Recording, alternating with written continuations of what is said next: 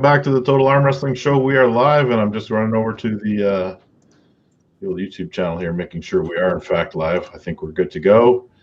And yeah, welcome to the show. As usual, my host, Mr. Jeff Frank. We have a guest today, but before I introduce that guest, as usual, the housekeeping issues. We got to talk about the Patreon members and give a shout out to the Alpha Patreon members, Mr. Jeff Frank, Bruce Willis, Barbarian Arm Wrestling, Ready Go Garb, Brian Kerner, and Ready Go Solutions. Good morning, Jeff. Good morning, sir. And Morning, Robin. And we have a special guest today. Thank you for joining the show, Robin Chandler. How are you doing today? I'm good. How are you guys? Can't complain. Can't complain either. Doing well. Now, Robin, where are you from? Where are you located? Oh, I'm originally born and raised in northwestern Maine, and that's where I reside now. But I lived in Idaho for about 15 years. In Idaho. Yeah. So back where Jeff's taking the TAL in a little while. Yeah, that's convenient, ain't it? So, getting right at it. Now, we're bringing you on here today to talk a little bit.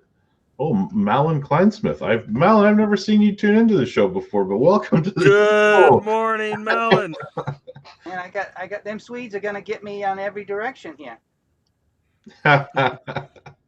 So we brought you on here to tell a little bit about your story and to talk to you about your experiences in the arm wrestling world.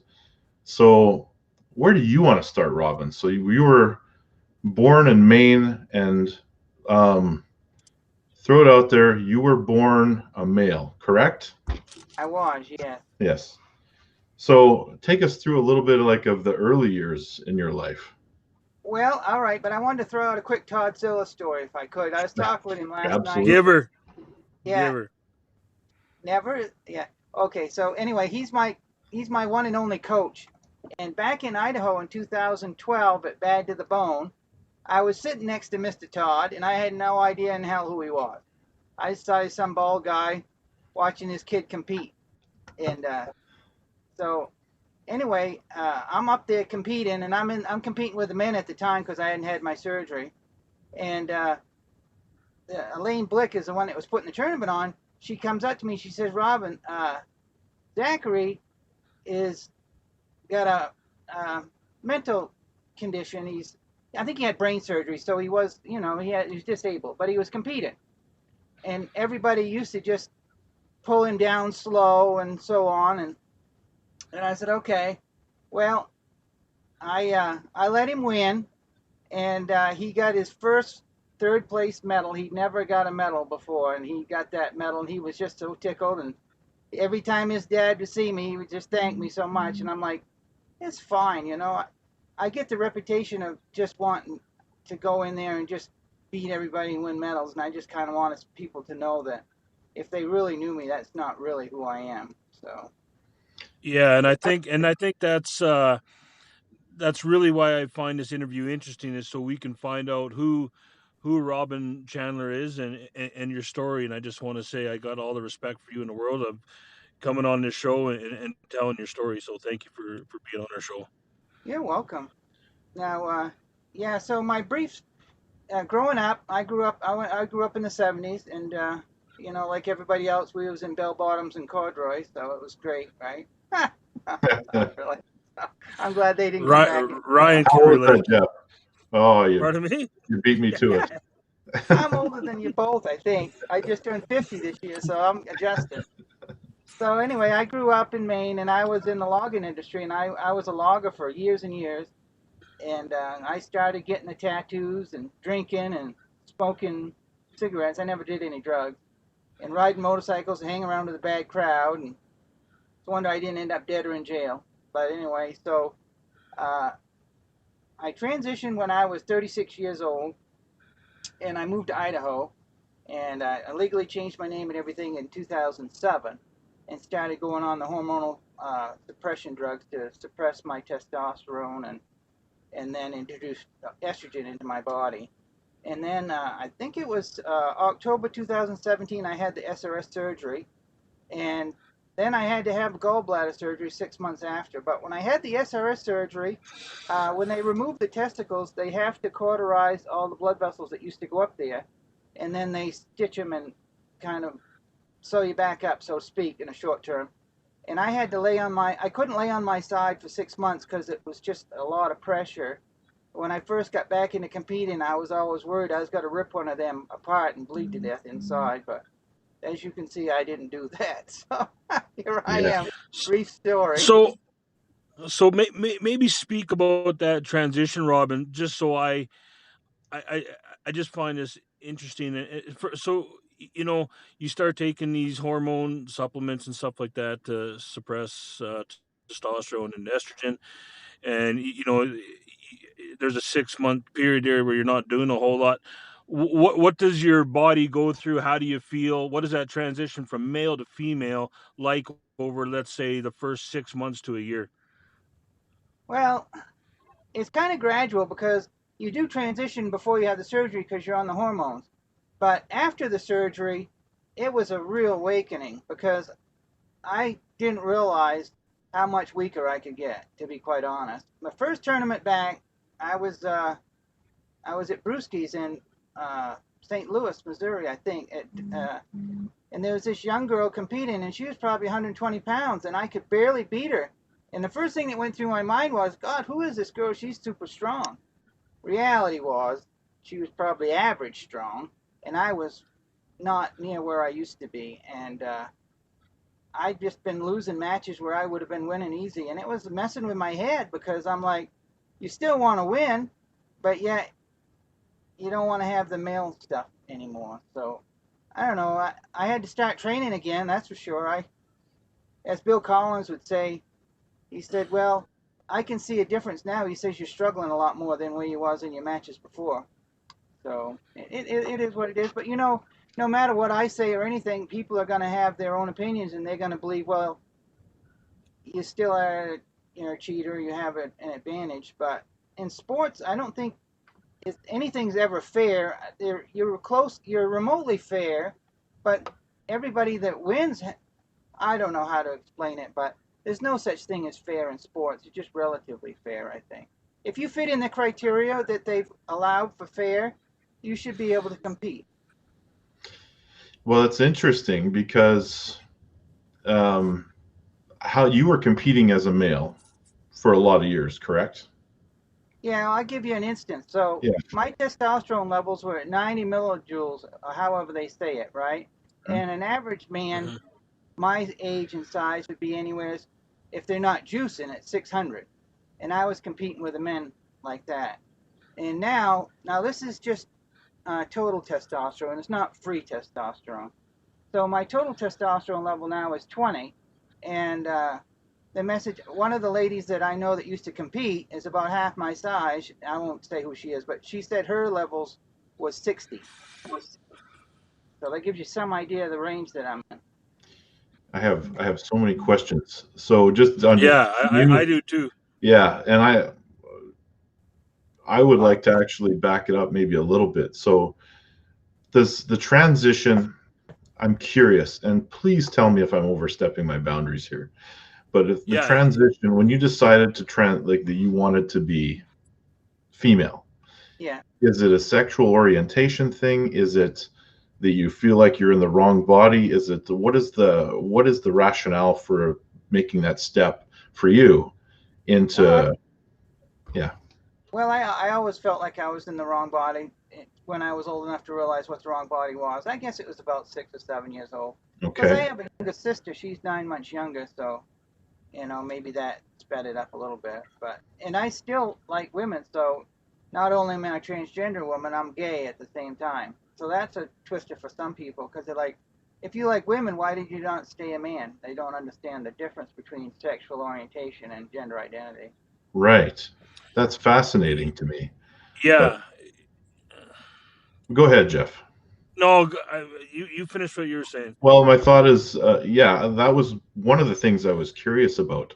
So there's a lot of ignorance out there, and some of that ignorance would say that, as ridiculous as it sounds, that someone would transition just to get an advantage in sport. I think that's crazy. But I never competed in any sports. I was in track and field a little bit when I was in junior high. That was it. My my Taekwondo master talked me into competing at the bar I was working. I was bouncing at the bar, and he volunteered me for this tournament there. And the funny thing is, there was this big girl there, bigger than me, about Dot Jones's size, and Ooh. this other girl with an arm in a sling, and she says, "Yeah, this girl over here, she just broke my arm at the last tournament." And I'm like, "Well, that's not really that good because I got to compete against her, and I didn't know nothing." So yeah, I ended up. That was my first introduction to arm wrestling. Was that tournament there at the bar? Okay. Okay. So I'm going to jump ahead, Jeff, but you fill in the middle. So you go ahead and ask what you want to ask. Well, I guess I mean you're just kind of paralleling what my thoughts are. And first of all, I just want to say I think it's completely despicable for anybody to judge and throw stones where it's easy to throw stones. We all have different opinions, but at the end of the day, who you are sexually, who you are religiously, any of that stuff, to discriminate against any one person for being who they are is just deplorable in my mind. You know, with that being said, I can understand, and this is why I really was excited about the show, was to get the viewpoint from the competitive side and how ladies feel. And on behalf as the CEO of the Total Arm Wrestling League, I just want to say that you are 100% in my league anytime, any place to compete in the TAL. And we don't discriminate against anybody. I have lots of gay friends that are just exceptional human beings. I think what we want to do, and for the ladies out there, is how they feel. I guess when you're competing in a ladies class, maybe not so much a super match because that's agreed upon both parties. How they feel when you're competing in a ladies match, the transition, where you are, does bone density, do all these things affect anything or give you a competitive edge? Is kind of the questions that we're looking at asking. I can tell you about bone density, and I can also tell you the ladies probably like it a lot better when I'm competing left-handed than when I'm competing right-handed. Seems I don't do very good left-handed. It's like you got a Volkswagen and a Hemi. That's kind of the difference there. But I'm American. That's how it's supposed to be. You're not supposed to be good left-handed. But as far as bone density, the old magic testosterone. I call it magic because magic and evil all at the same time. We get into bone density. We'll get into tendon strength. Well, women have a lot more ACL injuries, don't they, than men? Well, that's because the testosterone is what strengthens the tendons. So when you take that away, it naturally weakens the tendons. So you are more susceptible to injuries. As far as bone density, it's no different when you get older. I can't remember what they call it, but your bones get more brittle. And it's the same thing when Osteoporosis. That's correct, osteoporosis. Because generally, when men get older, they don't produce as much testosterone, so their bones get weaker. Well, it's the same situation with me. I couldn't tell you how weak my bones are, but I can tell you that they're a lot weaker than they used to be. And as far as we go to Asian people, they have the weakest bones. Black people tend to have the strongest bones, and everybody else is kind of in the middle. Just to say roughly, how they look at it. So it's an interesting because there is an argument, and the argument is this: it's similar to if a man was on performance enhancing drugs for a long period of time and then stopped. So in a couple years down the road, let's say an athlete is taking all kinds of steroids, stops, recovers. There's an argument that that athlete will still be stronger than if he had never done any of those drugs at all. The similar argument is that when a male who lives for so many years with male hormones going through their body transitions, that there is an advantage still years later. That's the argument that I keep hearing. Yeah. And that argument is not necessarily made from the arm wrestling standpoint. That argument is made from when I was listening to a debate about mixed martial arts athletes, because there is a famous case of a male that transitioned to a female and competes in combat sports. Oh, against... Fallon? Yes. Yeah, I talked to her on the phone. I ain't got a whole lot of use for that woman. She's just a big old mouth. Yeah. You know what? I do, Robin. I'm not out to set any rules for LGBT. I'm not a trendsetter or anything. I'm just doing me. And in the meantime, Nice. I guess some things have come about to help the community. But I'm not one of these people that are just on my bandwagon. I'm just trying to live and do me. That's all. Yeah. Trying to find Nice. my place where I fit. Yeah. You know. Yeah. But what would you say to those people that are trying to make that same argument as it relates to yourself? As far as what? That Oh, there's as far as having an advantage because you were spent most of your life or a good portion of your life as a male. I would say that somebody that was 6'6" and competed against somebody that was 5 foot would have an advantage, wouldn't they? That's a true story. Yeah. Okay, and isn't that why they have different weight categories and age categories? Yes, I suppose that is correct as well. So in a way, if you look at it similar to that, that's how I guess I would look at it. Okay. I don't think I have any much more of an advantage than a woman. And this is a direct quote from my doctor. He said, Robin, you're in the same level as the same woman your size at your age. That's But a then fair again, statement. you look at somebody that's a couch potato or somebody that was an athlete. How can you put the two together? You can't really group people in the same group, not really. Yeah, but it's human nature to put everybody into a box, right? Yeah, that's So true. But I mean, there's a lot of boxes, though. there's a lot of boxes.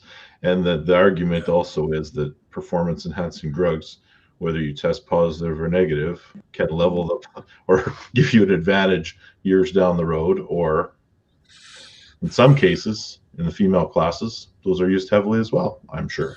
Yeah, I personally Absolutely. don't mind competing against anybody that's taken them or hasn't. I don't have a problem with it. That's just me, though. I'd be a hell of a hypocrite if I did, I guess. well, it would seem Yeah. odd. It would I seem mean, odd I to get rid guess. of your testosterone and then start taking it again. Yeah, I tell you, Yeah. see, I haven't told this to anybody. You want me to tell you something? I haven't told it. This is That breaking news from the old TAL announcement here. Back when I first came back out of after my surgeries, and I wasn't doing very well. I probably won 50% of my matches. I got a hold of somebody that's known for taking that has knowledge about steroids and everything, Mhm. and I was thinking that is there anything that I could take that wouldn't cause facial hair and all the male characteristic deal? Because I wanted to win so bad, and I for a brief moment I thought that, but of course I didn't do it. But yeah, I mean I want to win. I love this sport and I want to win, but I'm only human, so I can understand why people take stuff. I mean I'm also used to smoke. I don't smoke anymore. But. well, yeah, and that's a true Yeah. statement. I think everyone has I was gonna it's say, crossed Ryan. their mind at Sorry. least, right? And for me, Ryan, I was gonna say, it don't matter to me either. I don't. I mean, if you do PED, who or what you are makes no. I mean, whatever. It don't matter to me. I don't judge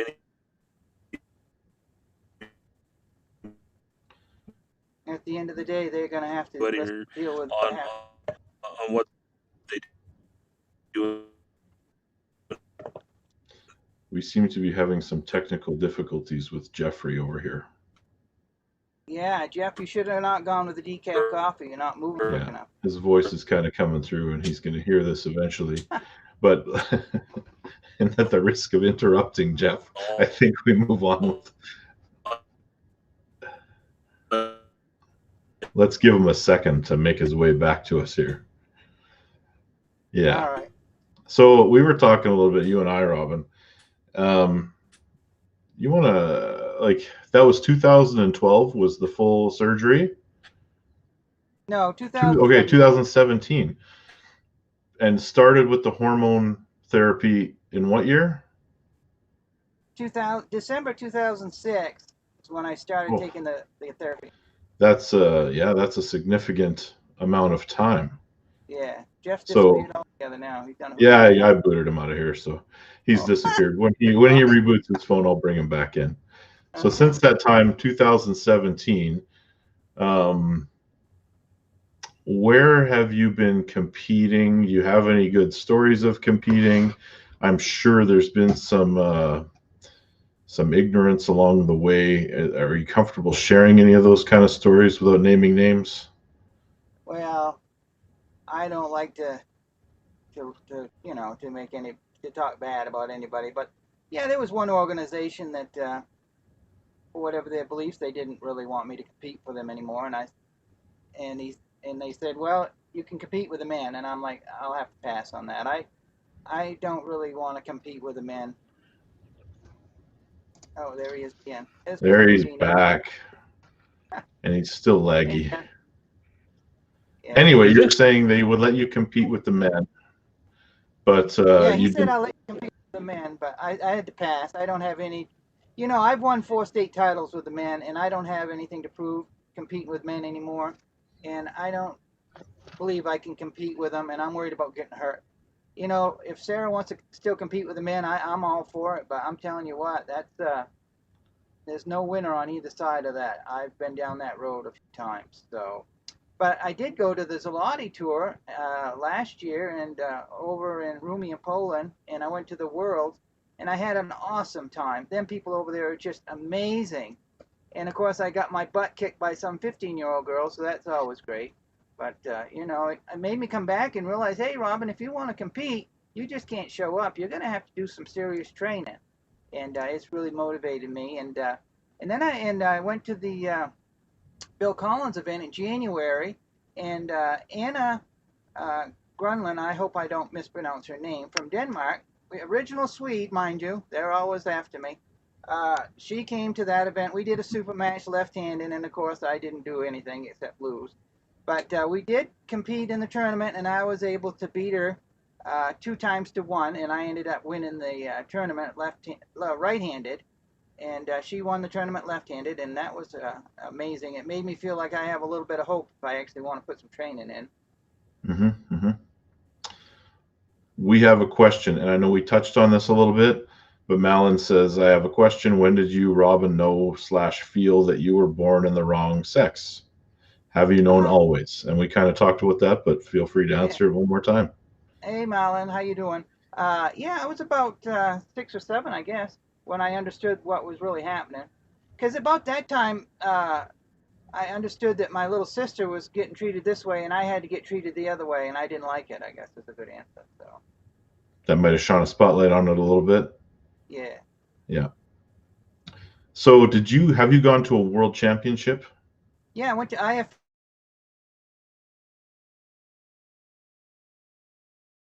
Uh, so I got the bronze. There was 4 of us in the class, so I only won 1 match the whole dang time I was there, so that was kind of an eye opener. If everybody thinks I got such an advantage, I only won 1 match, so, and that was the handicap lady that actually competed in the open class, so there you go. I wasn't doing all that great, but I had fun anyway. So that's IFA, and you cut out just when you were telling us what your finish was at IFA. Yeah, I got 3rd place, right-handed in the Mm-hmm. master's class, and there was only 4 of us in the class, and I ended up getting 3rd place, so I was happy about that. But I only won 1 match in the whole time I was there, but I did earn 3rd place, and I was happy about that. Okay. Jeff, would you like to finish your thought that you started before? Can you hear me? Robin, can you hear Jeff? Yeah, I hear the Okay. right side, Jeff. The left side ain't doing anything. But I booted out the other one. So, all right. all right, Jeff, fire away. Oh no, I was just gonna say I'm not sure what you guys touched on, but I mean, it don't matter to me whether a guy does PEDs or who you are, or what you do. I don't judge anybody. I was gonna ask the question, and I was hoping we had some ladies on watching the show. Just have you ever received any? I'm sure you've received tons of negative criticism, but how do the women generally feel when you're competing in an open draw sheet type scenario in a tournament? Is there negativity? Are they for the most part open and supportive? What do you feel there? I feel like when I'm in the tournament right-handed, I feel like how John feels, that they realize that they're not going to win, but they enjoy competing against me. Now, left-handed is a different story. I mean, my left hand used to be pretty good, but you know what? Surgery, no more left hand. So I guess that's how that is. So. Okay. Barbarian Arm Wrestling says, I met Robin last year, New York State Championships. Hi, Robin. Barbarian Arm Wrestling is till bronze. Yeah. And yeah. I got second at that tournament, by the way. Yeah. Afui, is this live? Yes, it is. Who did you take second to at that tournament? Anna Kenna. I probably ain't pronouncing her name right neither. Okay. But I did get a win back at her in the January tournament in California, so I felt good about that. But she's crazy strong, and she's only getting better every time. I still can't beat her left-handed either. Nor can I beat the Black Scorpion left-handed. I try, but Michelle Dugan. Yeah, I did get a win on her right-handed, but to be fair, she wasn't 100%. So hopefully she gets healed up. We can do it again. So. How did you place at the Nevada Championships a month or so ago? Oh, your Canadians beat me up again. They're just as bad as the Swedes. So. Oh, Angie. Yeah, Angie, she done whooped my butt left and right and says I'm all done. I don't want to compete with you no more. And I'm like, well, hopefully I get a chance to try to get a win on her, but man, she's very strong and she's just she's a nice competitor. So. Interesting. So you have a few matches that you're looking for. Am I correct in saying that? Now, who would those people be? Well, I met Sarah. You know, not only do you lose to Sarah left-handed, but she's only got one hand, so that really helps the old ego out when she beats you left-handed, and she ain't even got a right hand that's in a sling. So, but I pulled her in 2013 right-handed in Los Angeles, and she took all my money and beat me. So I'd like to have a match with her again, right-handed. We did mess around a little bit there at the restaurant. There's famous video of that. So that was fun back in 2018. But I'd like to have a match with her again, but she's always so busy. I don't know if they'll ever line up, you know. So, but maybe. And Angie, of course, I'd love to have a match with her again. Yeah, and speaking on, I mean, I guess we'll just talk about that with match with Sarah. You are currently coming the TAL2 in Boise, Idaho, correct? Yeah. Awesome. So yeah, we're kind of in the middle of a negotiation with Sarah. There's a verbal agreement in place that you both have agreed on the match, binding some financial things that we're currently working out. So hopefully that all comes together and we can announce that match at TL2 as a super match. Sarah Bachman, Robin Chandler, right hand, best of 5, and we're working on it now. So I think that'd be a great matchup. Yeah, definitely. Yeah. Sarah's amazing, you know, and I got to know Sarah a little bit personally over the years, and she's such a sweet woman. I tell you, sometimes she gets such a bad rap. You know, she takes a lot of heat like I do. She gets accused of being on drugs. She gets called a man, and people are so mean. I think I stick up more for her online than I do myself over the years because it just not tolerate ignorance is just stupid. So I like Sarah a lot. Well, there is a few organizations out there, like the WAF and the IFA. There's no restrictions for transgender people arm wrestling, correct? Yeah, they have some. You have to feed right. You have to fit into the criteria. You have to have surgery, and you have. I had to produce blood tests to make sure my levels were at a certain range before I could compete. Interesting. See, I did not know that. Yeah. Yeah. So your actual. I had to bring a surgeon's. I had to bring my doctor's surgeon's letter, and I had to bring a blood test with my testosterone level. Wow. That's more stringent testing than every other competitor at the event would face. Yeah. So, but it is what it is. I don't mind, of course, you know. I don't know if I'm going to have to bring that blood test at every event, which is fine because that factory, the doors have been closed. I don't produce anymore. So yeah. I don't mind. But and there is at least one organization that has come out and stated that you cannot compete. Yeah. Yeah. Which was going to be my next question. Fire away then, Jeff. No, I mean you said it. I was going to ask if there's been without mentioning names, organizations that have refused you entry. Well, there was only one. into the women's category. I'm still welcome to compete at their tournament.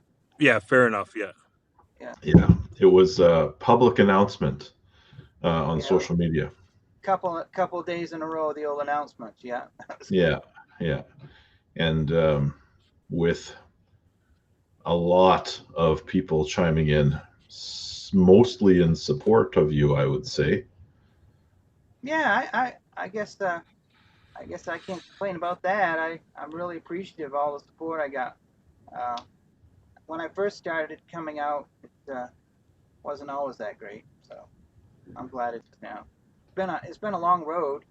Like I told you, there was one guy that told me that I could go in the bathroom and take my pants down and show what I had, whether I could compete or not. So I thought that was interesting.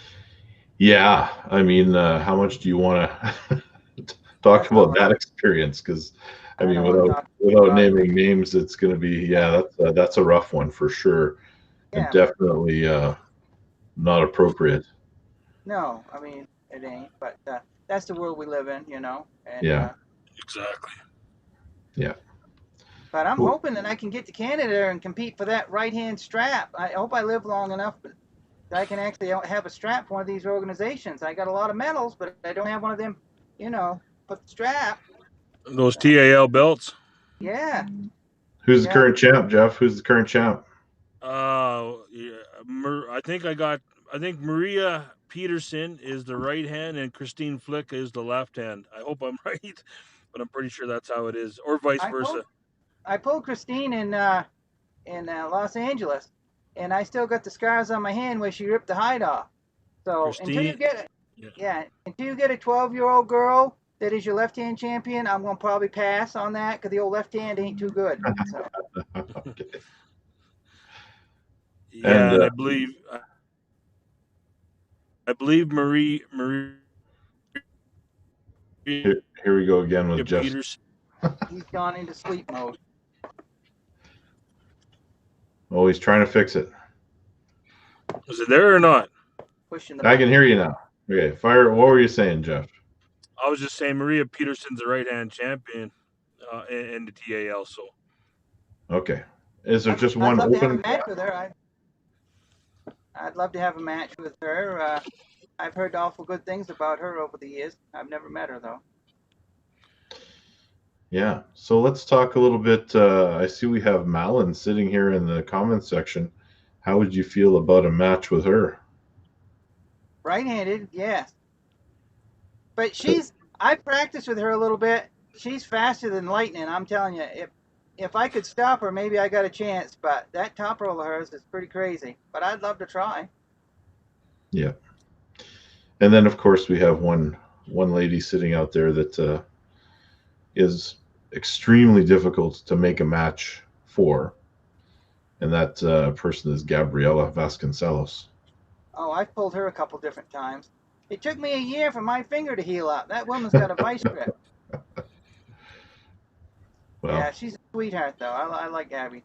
Yeah. Yeah. Jeff, what else you got, sir? No, I was just gonna say, if Malin's in the comment section, this is a personal invite to the Red Deer Charity Classic, August 7th to 9th, Red Deer, Alberta. 14 different countries involved. I'd love to have her participate, and maybe we can line something up. Oh, I'm here. I'm available. That's where I'm going with it. We bring I'll even buy the first drink, Malin. All right. So Jeff's going to pay a whole bunch of money to get her here, and Robin's going to buy the drinks.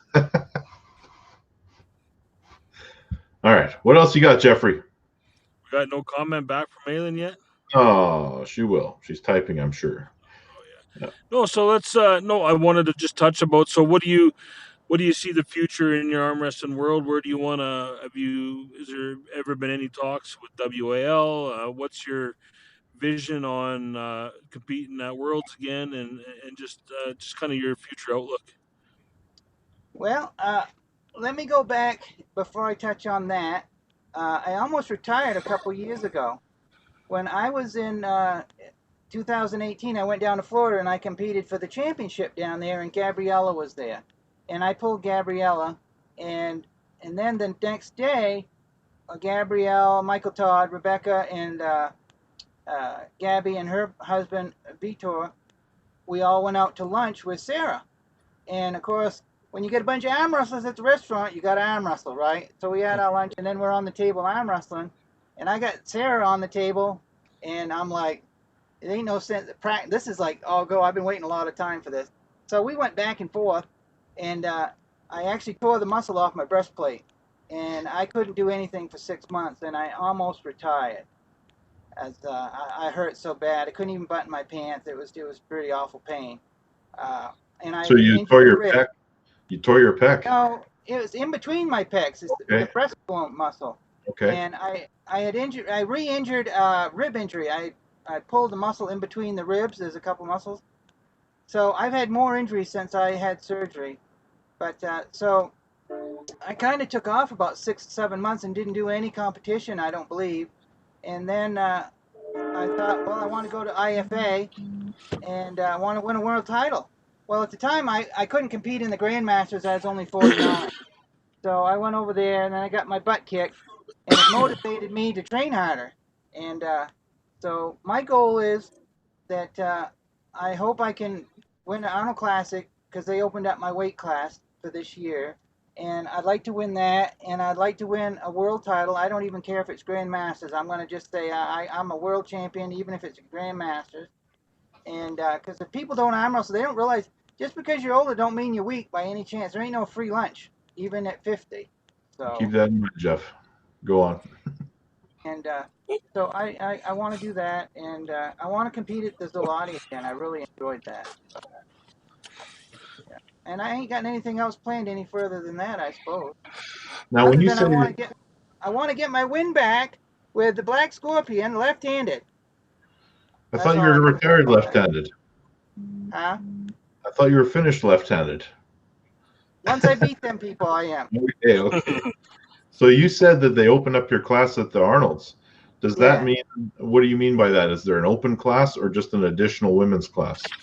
Open weight class for the women. So probably not too good for the little ones, but for us. Well, that's very progressive because the Arnold's for a long time was only, I think, 130 pounds. And then they added another one. So now there's just one big open class. Yeah, Angie won it last year. I think. Well, the last year they had it at the 176 weight category. Angie won it. Yeah, that's good for the Arnold's. Now the only problem is we may not have an Arnold's in 2021. I'm hoping that I'm wrong. I know. I hope so too. And Malin has answered on that subject and said, "Nice, thanks. I might do that. I'm planning to go to the USA next year." And she also puts in brackets, hope Corona is over by then. So, provided this is all done within early in the new year, maybe this will all happen. Because I would love to take another shot at the Arnold's as well. Yeah. Yep. Yeah. So, Brian, somebody that used to be my coach said that maybe you and him might have had a little dance this year if things hadn't been canceled. 100% we would have.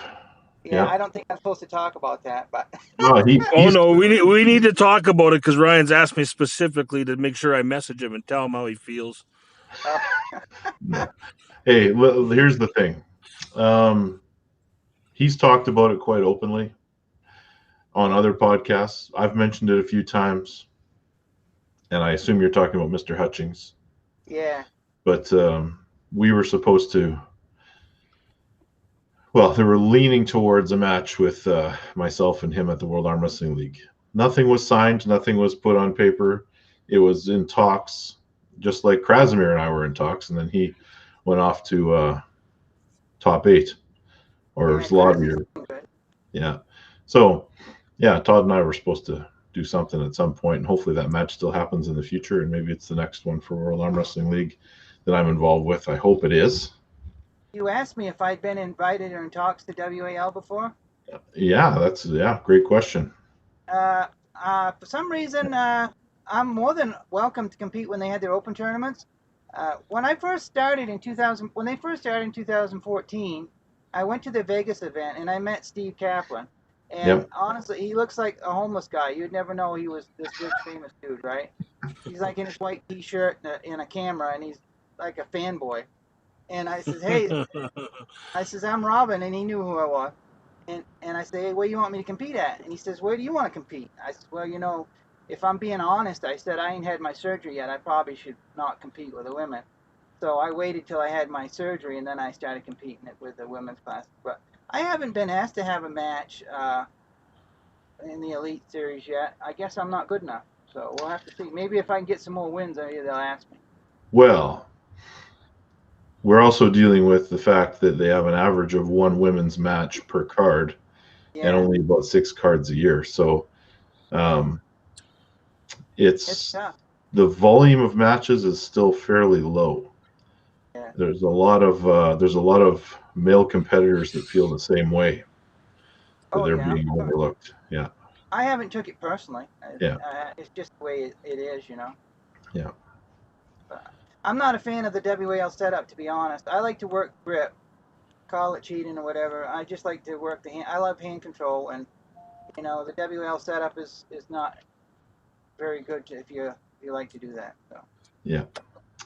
Malin says that her and Fia will plan our North American tour next weekend. Maybe we will go to Canada too. Malin, Fia's awesome. I have a I've heard number about of female arm wrestlers in our club, so if you're planning a North America trip, try to make it to Manitoba as well. nice. Fia's awesome. Yeah. Well, what else we got, ladies and gentlemen? We've talked through a lot of this stuff. I mean, what do you got, Jeffrey? I was hoping there would be some questions that we could answer on. So if anybody's got any questions, let's fire them out there.